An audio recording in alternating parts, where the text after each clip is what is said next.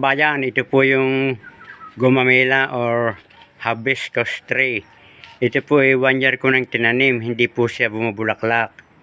Pero akin po siyang lalagyan ng shell ng itlog at saka po yung fertilizer na commercial, yung pong 0060, yung pong potas. Tingnan po natin kung ilang buwan bago siya mamulaklak.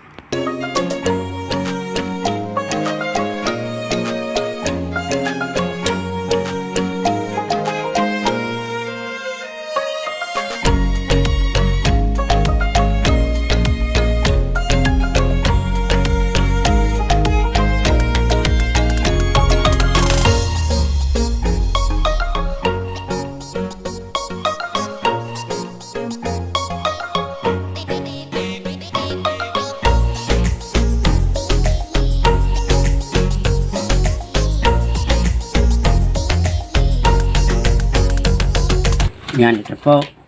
At ito pong pinino itong itlog para po mas madaling absorb ng halaman. Itong eggshell, yung kanyang pinaka-nutrients o yung calcium.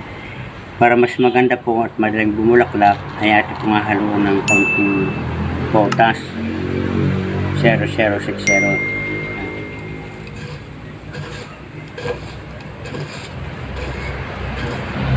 Yan. Natin na pong ilalagay sa puno ng gumamela. I-update ko po kayo kung ilang buwan bago siya bumulaklak.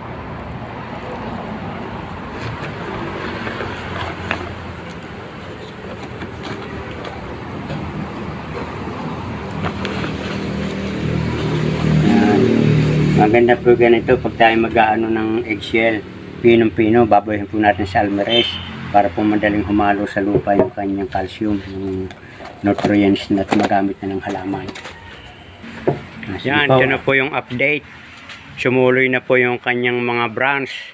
Pagkaraan po ng 3 buwan, ito po yung 1 year na hindi namumulaklak. Ito po, bumulaklak din po itong aking gumamela, hibiscus. Yan po, at may mga susupa po.